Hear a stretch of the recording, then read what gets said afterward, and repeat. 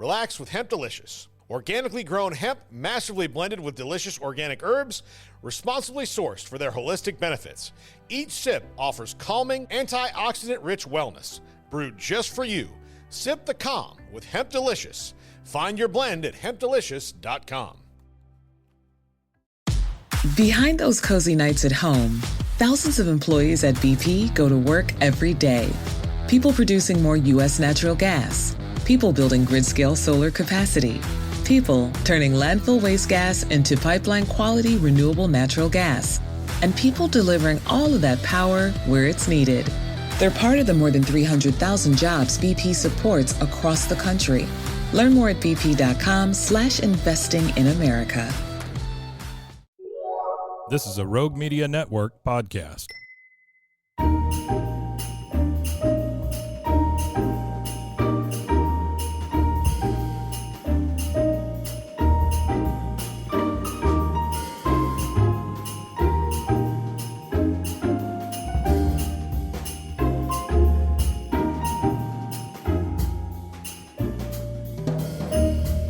Welcome to Holiday Stories.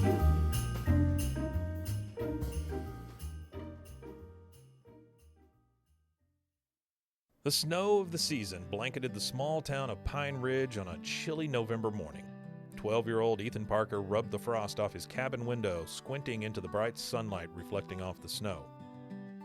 His golden retriever Max was already up, wagging his tail excitedly as he nudged Ethan's leg. All right, I'm up," Ethan said, laughing. Max barked, his tail thumping against the wooden floor. Today wasn't just any day, it was the day Ethan and Max would make the journey to Grandma Parker's house for Thanksgiving. Every year, the Parker family gathered at Grandma's home in the nearby town of Cedar Hollow. It was a tradition Ethan looked forward to more than anything else. His family was big, loud, and full of love. Thanksgiving at Grandma's meant a table piled high with roast turkey, creamy mashed potatoes, fresh rolls, and the best pumpkin pie Ethan had ever tasted. It also meant cousins to play with, games by the fire, and Grandma's warm hugs. But this year was different. Ethan's dad, a forest ranger, had been called away early that morning to clear a fallen tree blocking the main road to Cedar Hollow. With his mom working a double shift at the hospital, it was up to Ethan to make the trip on his own. "You'll be fine," his dad had said before leaving. "The woods are familiar and Max will keep you company. Just stick to the path and take your time." Ethan felt a mix of excitement and nervousness. It wasn't a long trip, just a few miles through the forest, but the snow added a layer of unpredictability. Still, he was determined to make it to Grandma's in time for Thanksgiving dinner.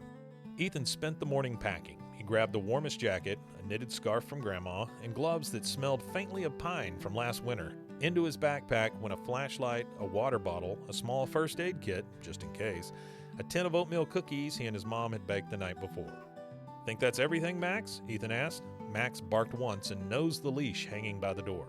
Ethan chuckled. "Right, can't forget that." He clipped the leash to Max's collar and opened the door, letting the crisp, snowy air fill the cabin.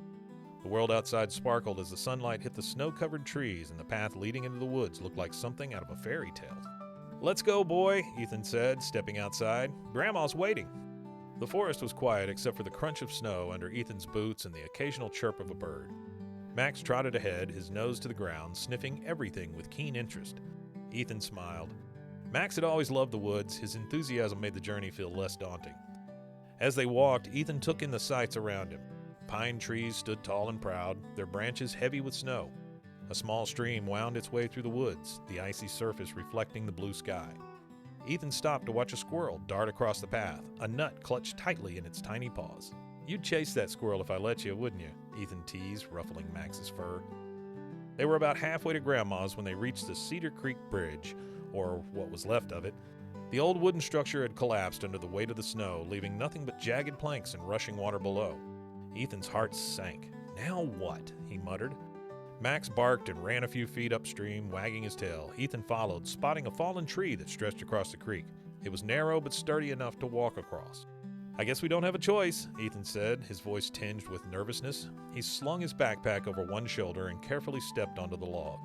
Max followed close behind, his paws slipping slightly on the damp bark. They made it across without incident, though Ethan's heart didn't stop racing until his boots hit solid ground again. "Good job, Max," he said, kneeling to give his dog a reassuring hug. Not long after crossing the creek, Ethan noticed the snow falling harder. The path, once clear and well-trodden, was becoming harder to distinguish. Ethan slowed his pace, scanning the area for familiar landmarks. "Stay close, Max," he said, gripping the leash tighter. The wind picked up, howling through the trees and sending flurries of snow into Ethan's face. He pulled his scarf tighter around his neck, his cheeks stinging from the cold. "Did we take a wrong turn?" Ethan wondered aloud. Max barked, his ears perking up as he sniffed the air. Before Ethan could figure out their next move, Max bolted, pulling the leash out of Ethan's hand. "Max, come back!" Ethan shouted, running after him. He followed Max's paw prints through the snow, his breath coming in sharp bursts. When he finally caught up, he found Max standing near a small fox caught in a hunter's trap. The fox whimpered, its bright orange fur standing out against the snow. Ethan's heart ached at the sight. "It's okay, little guy," Ethan said softly. He knelt down and carefully pried the trap open, freeing the fox's injured paw. The animal hesitated for a moment, then limped away into the trees. Ethan watched until the fox was out of sight, then turned to Max and said, "Good boy," scratching behind Max's ears. "You got a good nose." By the time they got back to the path, the snowstorm was in full swing. Visibility was poor, and Ethan's confidence in finding his way was fading. Just as he was about to sit down and think, Max barked again, this time leading Ethan towards a faint light in the distance. As they approached, Ethan realized it was an old cabin nestled in a small clearing. Smoke rose from the chimney, and the warm glow of the fire flickered through the windows. Ethan knocked on the door, his gloves soaked and his voice hoarse from shouting into the wind. A moment later, the door creaked open, revealing an elderly man with a kind face and a thick wool sweater. "Well, what do we have here?" the man said, his eyes twinkling. "I'm Ethan," he said, shivering. "This is Max, and we're trying to get to my grandma's house in Cedar Hollow." The man nodded. Come in, you'll freeze out there." Inside, the cabin was cozy and warm, filled with the smell of wood smoke and something sweet baking in the oven. The man introduced himself as Mr. Whitaker, a retired carpenter who had lived in the forest for years. Over hot cocoa and freshly baked biscuits, Ethan told Mr. Whitaker about his journey. The old man listened intently, nodding as Ethan spoke. "You got a brave heart," Mr. Whitaker said, "but the storm's too strong for you to go any further tonight. You and Max can stay here, and I'll help you find the way in the morning." When Ethan woke the next morning, the storm had passed, leaving the forest blanketed in fresh, untouched snow. After a hearty breakfast, Mr. Whitaker gave Ethan a map and pointed out a shortcut to Cedar Hollow. "Thank you," Ethan said, shaking the old man's hand. "I'll never forget your kindness." Mr. Whitaker smiled. "Just pay it forward, son. That's what Thanksgiving is all about." With Max leading the way and the sun shining brightly, the rest of the journey was smooth. By midday, they reached the edge of Cedar Hollow, where Grandma's house stood like a beacon of warmth and love. The door flew open. As soon as Ethan stepped onto the porch, his family rushed out to greet him, their faces alight with joy and relief. "You made it!" Grandma Parker exclaimed, pulling Ethan into a hug, and just in time for dinner. That evening, as the Parker family gathered around the table, Ethan told them all about his adventure. He spoke of the fallen bridge, the fox, the kind old man who had helped them find their way. Max sat proudly by his side, earning scraps of turkey and plenty of praise.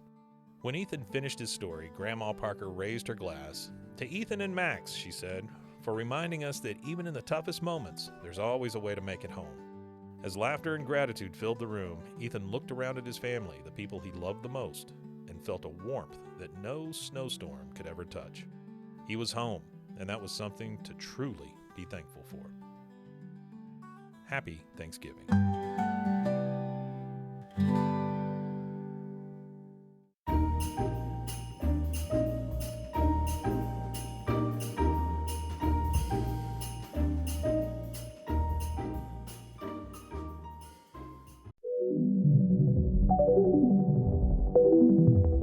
Elevate your experience with Grenco Science, the leaders in cutting-edge vaporizers. Whether you're at home or on the go, our sleek, powerful devices deliver smooth, consistent hits every time. Quality you can trust, innovation you can feel. Grenco Science, take your vapor game to the next level. Visit us at GrencoScience.com.